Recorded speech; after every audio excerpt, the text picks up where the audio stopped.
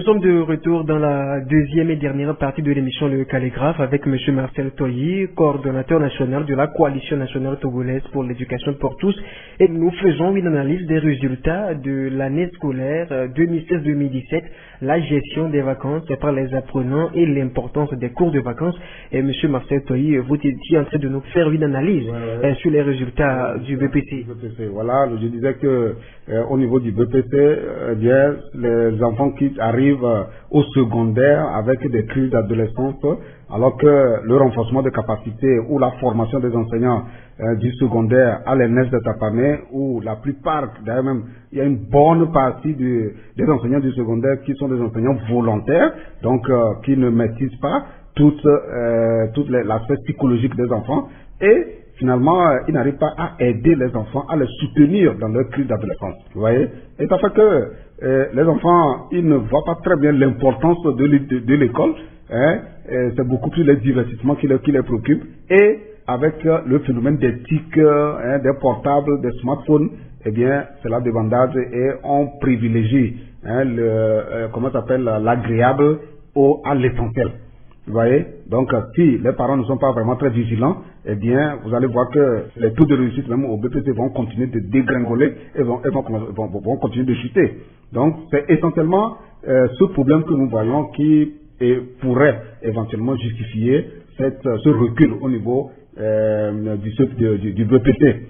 Ce recul au niveau du BPC, bon, c'est vrai, au niveau du BPC, et donc, heureusement, il y a aussi les compositions régionales, les BPC blancs, hein, tout cela aussi a concouru à remonter un peu ces résultats au niveau du BPC. Maintenant, quand nous allons au bac 1 et au bac 1, bon, le bac 1, est-ce que on a formé suffisamment les acteurs de l'éducation sur comment on prépare un taux de réussite? Vous voyez, ça aussi c'est un autre problème. Et puis, est-ce qu'ils sont habitués au système d'évaluation? Vous savez que au niveau du primaire, par exemple, quand on veut évaluer, on pose beaucoup plus de questions de restitution. Et donc, si l'enfant apprend bien, il restitue, il a les points. Alors que à partir déjà du BPC ou du bac 1, eh bien, c'est des questions d'analyse et donc des questions de réflexion. Maintenant, si au niveau des items d'évaluation, on n'a pas formé les enseignants sur comment on pose des questions, eh bien, vous allez voir qu'à l'examen, l'évaluateur, lui, il se dit, lui va poser des questions d'analyse et des questions de réflexion, mais les enfants seront déroutés. Vous voyez ce que ça fait? Alors, je vous donne un exemple pratique. Hein. Alors, quand on dit, on fait un cours, par exemple, sur la protection de l'environnement, et une première question cognitive, donc de restitution, on dit définissez la protection de l'environnement. Si vous ouvres le cahier, tu peux trouver la définition là-bas. Donc là, ça ne pose aucun problème. Maintenant, on dit, vous êtes allé en vacances, vous êtes allé dans votre localité, vous vous rendez compte que, eh bien, il y a eu un grand déboisement. Qu'est-ce que vous ressentez? Vous voyez, ça c'est une question affective. Ça, il faut réfléchir. Si les enseignants n'ont pas habitué les élèves lors des devoirs, lors de composition à ce genre de questions, donc à ces items d'évaluation, eh bien, lorsque les élèves vont se retrouver dans cette situation, eh bien, ils ne feront pas. Et maintenant, que comptez-vous faire? Là, vous touchez les questions psychomotrices.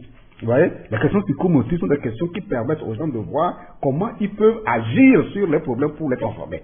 Si aussi sur dans certaines matières au niveau du BPC ou bien du bac 1, les enseignants n'ont pas été formés sur comment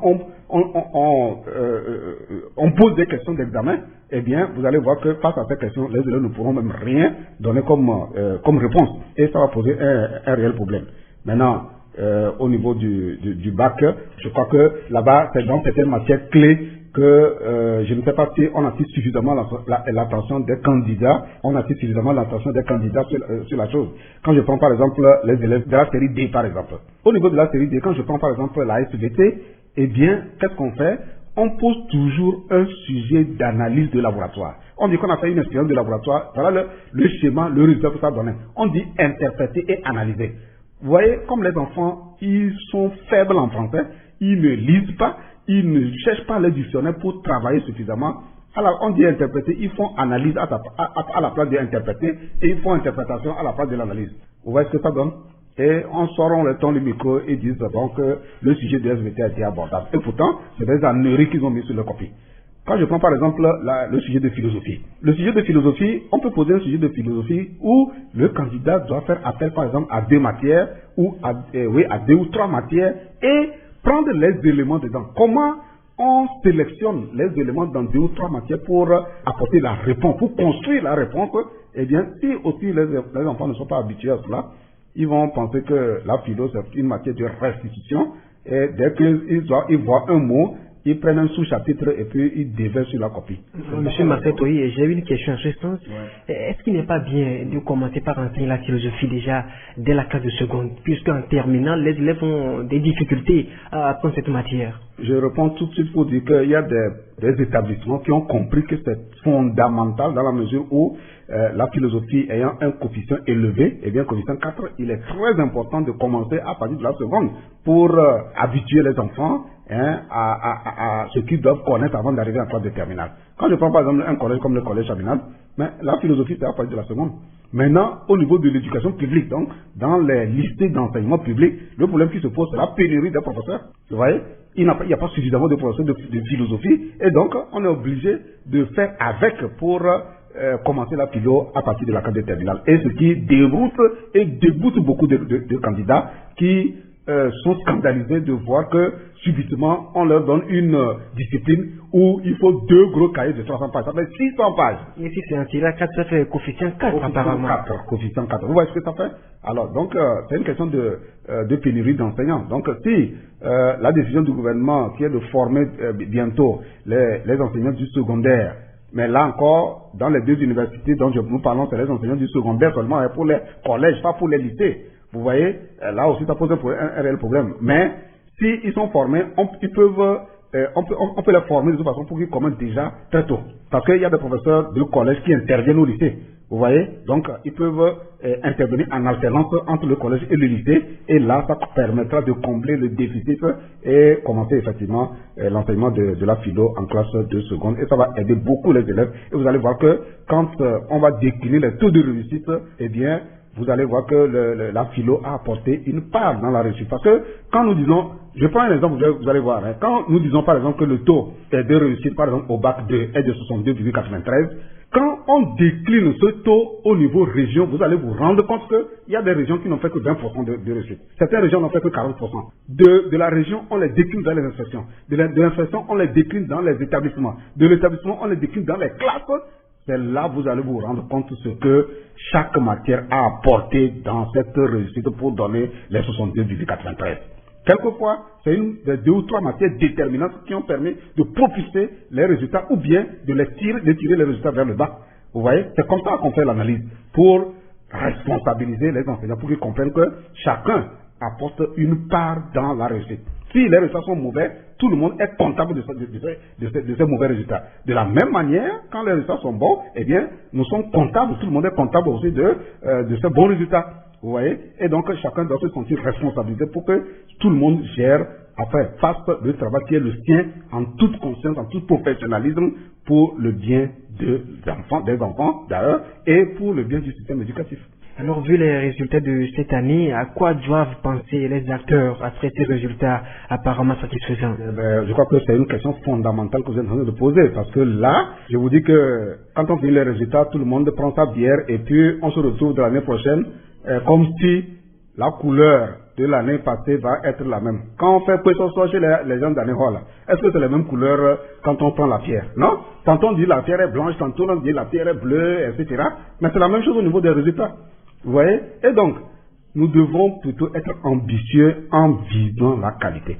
Alors, ça veut dire quoi? Ça veut dire concrètement que, eh bien, ce à quoi les acteurs doivent penser, il faut les catégoriser. Donc, quand on prend les acteurs institutionnels, le ministère, les directeurs régionaux, les inspecteurs, qui sont au niveau décisionnel, ils doivent penser à améliorer ces résultats. Alors, on a fait 80% au CPD, eh bien, il faut viser 90%.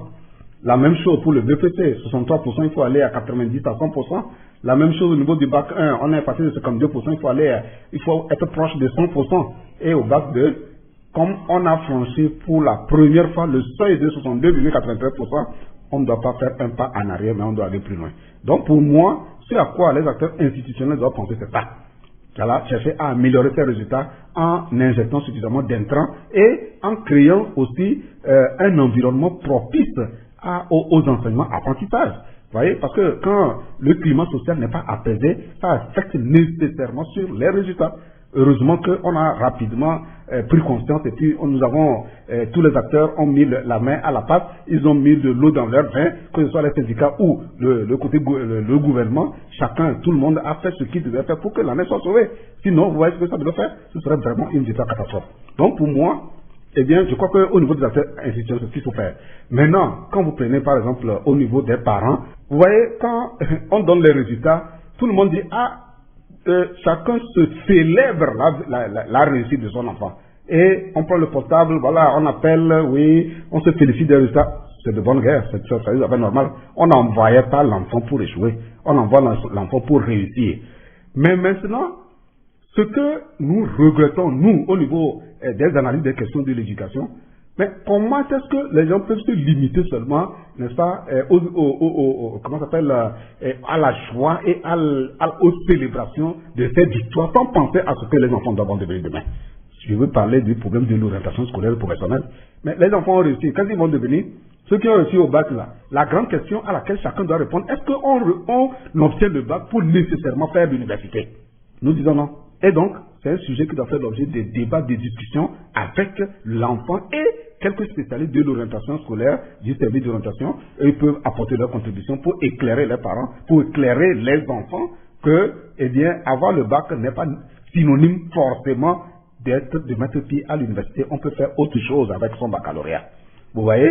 Et donc, la question de l'orientation scolaire et professionnelle se pose avec acuité. La même chose au niveau de ceux qui ont réussi au BPT, au bac 1. Il faut toujours faire le lien entre cette joie-là et ce que l'enfant va devenir demain. Tous les parents actuellement, je peux dire presque 80% tiennent le tête et se disent, bon, ok, mon enfant a réussi, maintenant qu'on vient vers les spécialistes, depuis qu'on a commencé l'année, on n'a même pas ouvert ce débat-là pour voir qu'est-ce que mon enfant va devenir s'il réussissait. On attend que l'enfant réussisse d'abord avant qu'on commence par se poser des questions. Il faut dès le départ être en contact avec les spécialistes de l'orientation et lire les documents d'orientation scolaire et professionnelle. Parce que le Togolais même est habitué à l'orientation scolaire. Il faut qu'on l'habitue, parce que si on ne l'habitue pas, ce que nous sommes en train de constater va s'empirer un beau matin. Ce qu'on constate aujourd'hui, c'est le taux exponentiel de jeunes qui pensent que, eh bien, l'avenir est sombre parce qu'ils ne trouvent pas tout de suite un emploi. Ils perdent beaucoup de temps sur les carreaux pour avoir de l'emploi. Donc, il faut que les spécialistes de l'orientation communiquent suffisamment, informent suffisamment, créent des opportunités pour mettre à leur disposition les informations dont ils ont besoin pour aider les parents à prendre des décisions d'orientation porteurs de réussite. Vous voyez, c'est là où se pose le problème. Donc, il faut que les spécialistes jouent pleinement leur rôle. Sinon, on va se limiter seulement à festoyer, à célébrer les réussites de nos enfants et finalement, on ne pense pas au lendemain. C'est très grave parce que là, vous voyez, quand vous écoutez l'Agence nationale de promotion de l'emploi, par exemple, mais les études ont montré clairement que si vous laissez vos enfants, après le BPC s'orienter, la plupart s'orienter vers les filières, ce qui va se passer, c'est que quand vous faites beaucoup plus les filières littéraires, vous passez plus de temps de chômage que celui qui a fait les sciences.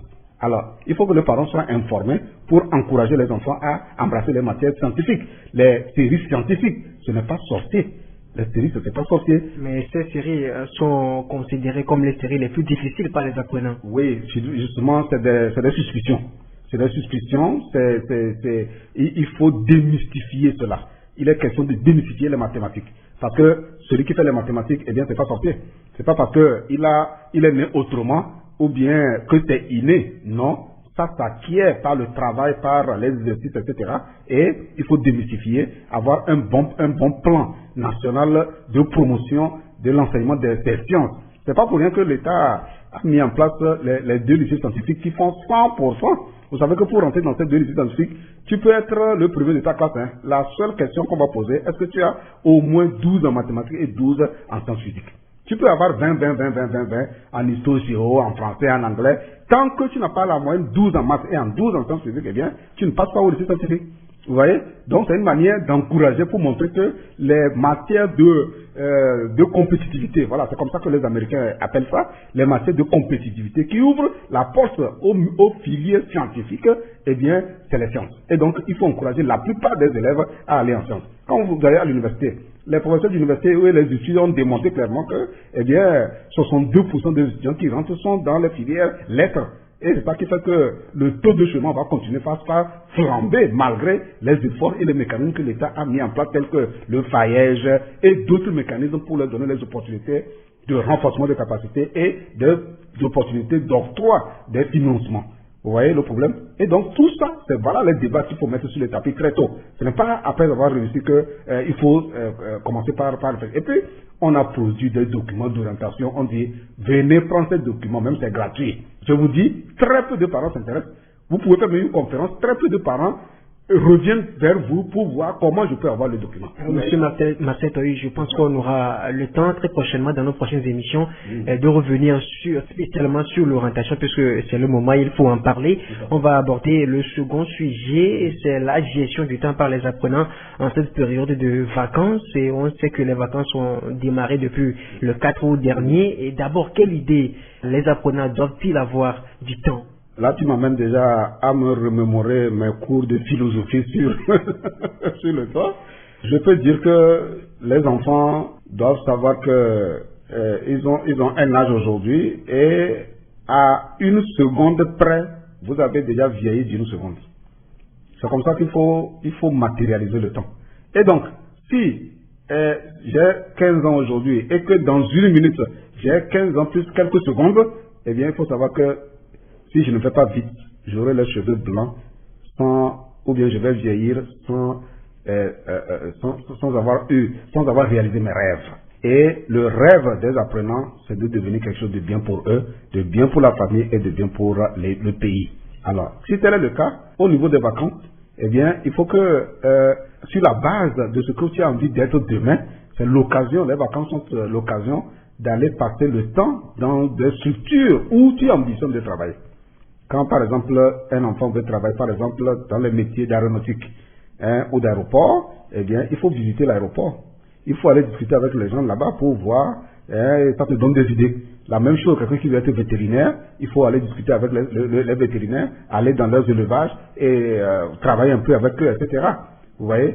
Donc, et ceux qui ne veulent pas faire, par exemple, le commerce, c'est l'occasion d'aller visiter ceux qui exercent déjà le métier. Ceux qui veulent, par exemple, exercer le métier de santé, par exemple, c'est l'occasion d'aller dans les structures de santé qui existent partout pour discuter avec les gens sur leur parcours, quelle série ils avaient fait, comment ils sont arrivés à être médecins, à être docteurs, etc., etc. C'est comme ça qu'à mon avis, on doit aider les enfants à mieux gérer le temps pendant les vacances. Le temps pendant les vacances, ce n'est pas pour se balader pour des inutilités, des conneries, mais il faut mettre ce temps à profit pour faire ce qu'on ne pouvait pas faire pendant le temps de cours. Parce que pendant le temps de cours, tu es suffisamment occupé, tu avais envie d'aller à l'aéroport, mais tu ne peux pas aller à l'aéroport puisque les cours t'attendent, les exercices t'attendent, etc. C'est l'occasion maintenant d'aller visiter ces lieux, de prendre note de tout ce qu'on va te dire. Parce que tout ce que tu vas collecter là-bas comme information, eh bien, logiquement, ça devrait t'aider à mieux te positionner par rapport à tes rêves, à tes ambitions et à ton projet professionnel, comme on le dit. Alors, est-ce que l'élaboration d'un emploi du temps en période de vacances est vraiment nécessaire? Fondamental, mon cher ami, fondamental, parce que là, tu dois élaborer ton emploi du temps et pour mieux gérer le temps, voilà. Parce que si tu ne fais pas l'emploi du temps, tu ne vas pas bien le gérer. À quelle heure je dois me réveiller? Alors qu'est-ce que je dois suivre à la télé? Si je n'ai pas le temps de suivre certaines émissions intéressantes pendant les vacances, là où c'est possible d'avoir accès à la télévision, eh bien, je suis de telle heure à telle heure. Après ça, quels sont les travaux domestiques que je dois faire? Est-ce que j'ai un projet de voyage pour aller, par exemple, pour changer un peu de milieu, aller ailleurs, avec l'appui des parents, bien entendu, et l'autorisation des parents, bien entendu. Alors, quels sont les groupes des associations, par exemple, que je peux fréquenter pour que je puisse apprendre comment on vit en association? Quelle est la culture, comment on acquiert une culture associative? Qu'est-ce que je peux apprendre de positif? Parce que il y a aussi des ambitions négatives et voilà, des ambitions négatives aussi que les enfants acquièrent pendant les vacances. Vous avez vu, quand on prend par exemple vous savez que c'est pendant les vacances que le phénomène de grossesse prend une allure exponentielle. Les élèves reviennent à la rentrée avec les ventres ballonnés. Vous voyez? Eh bien, ils ont mal géré leur temps et ils ont mal géré leur relation pendant les vacances. Si les parents ne font pas le suivi et eux-mêmes ne prennent pas conscience que leur avenir doit être prioritaire par rapport au divertissement malsain, eh bien, ils vont tomber dans des situations qui vont finalement briser leurs rêves. Et personne ne veut que les rêves des enfants soient brisés. Contrairement, on souhaite vivement qu'ils se ressaisissent, qu'ils soient à l'écoute des conseils des parents, qu'ils soient à l'écoute des conseils des enseignants, qu'ils soient à l'écoute des conseils des spécialistes de l'orientation et puis de tous ceux qui de toute façon peuvent les aider à mieux gérer leur temps, à mieux gérer leur avenir. Eh bien, tout le monde est soucieux de leur avenir et ils ont tout intérêt à planifier effectivement leur temps pour profiter au maximum de ces vacances. Et comme ça, quand ils reviennent à la rentrée, eh bien, ils sont plus épanouis et ils reviennent avec de nouvelles idées, de nouvelles façons de faire et une détermination sans faille et vraiment un engagement de réussir, rien que réussir. Et comme ça, ils vont prendre l'habitude de gérer leur vie en planifiant, en faisant un emploi du temps. Parce que c'est ça aussi qui manque à beaucoup et ils ne réussissent pas parce qu'ils ne sont pas organisés, ils ne planifient rien et ils vivent comme ça. Les amis viennent les tirer par ici, viens on va aller par là alors que tu n'avais pas programmé. Il faut programmer d'abord. C'est comme ça qu'on prend l'habitude de bien gérer sa vie. C'est cela que nous pouvons dire aux jeunes. Et donc, dans tout ça, il faut la responsabilité des parents. Alors, comment doivent-ils encadrer les enfants en cette période de repos? Oui, je crois que c'est une question fondamentale aussi. Pour les parents, je crois qu'ils doivent aider leurs enfants à élaborer un bon emploi du temps. Dans l'emploi du temps de l'enfant, quelles sont les activités de divertissement? Quelles sont les activités d'apprentissage? Parce qu'il ne faut pas aussi se déconnecter complètement des documents. Non, il faut lire aussi quelques documents et les résumer. Les activités, il ne faut pas rompre complètement avec les cahiers, les livres, etc. Oui, mais tout cela doit faire partie de l'emploi du temps de l'enfant. Et si tout cela est fait en collaboration avec le parent, alors le parent va veiller à mettre les moyens à la disposition de l'enfant. Par exemple, un enfant qui dit par semaine je dois aller par exemple au centre de gymnastique ou alors dans un centre des aires de jeu pour enfants par exemple, ça a un coût. Vous voyez, et si c'est planifié, le parent en tient compte dans la gestion de ses ressources pour mettre les ressources à la disposition et déposer l'enfant au moment où il faut et prendre les dispositions pour qu'il revienne en bonne santé. Et c'est l'occasion aussi qu'il discute sérieusement sur les rêves, les ambitions des enfants. Vous voyez, il faut établir la communication pour voir quelles sont tes ambitions, quels sont tes rêves, qu'est-ce que tu veux devenir demain, qu'est-ce que tu attends de moi, qu'est-ce que je dois faire pour que vraiment tu deviennes un enfant modèle, par exemple à la maison, un enfant modèle dans la société, un élève modèle à l'école. C'est tous ces sujets de discussion qu'il faut avoir avec les enfants. Alors, parce que nous sommes dans un monde où vraiment le désordre et la négativité vraiment emballe les enfants. Et comme ils ne sont pas suffisamment matures, eh bien, ils sont déboussolés, ils ne savent pas où prendre.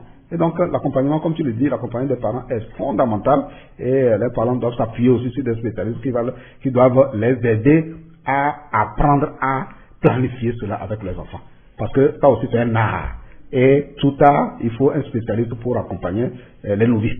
Alors, on va parler du dernier sujet, c'est l'importance des cours de vacances. Et M. Martin Toyi, qui sont ceux qui peuvent participer aux cours de vacances? Bien, je crois que les deux catégories d'élèves, ceux qui ont échoué et ceux qui ont réussi aussi. Ceux qui ont échoué, eh bien, à partir de leur relevé, les cours de vacances permettent de revisiter les matières qui n'ont pas aidé l'enfant à réussir et, disons, le conditionnement aussi, les accompagnements qui ont manqué aussi, parce que quelquefois, l'enfant a la volonté d'apprendre, mais l'atmosphère familiale, l'environnement n'a pas été favorable à la réussite. Et donc, c'est tout cela qu'il faut analyser pendant les vacances pour voir quels sont les leviers sur lesquels il faut mettre l'accent. Ça, c'est au niveau des élèves qui ont échoué. Parce que l'échec doit être positivé. il ne faut pas faire de ton lieu de chute ton lit, comme on le dit.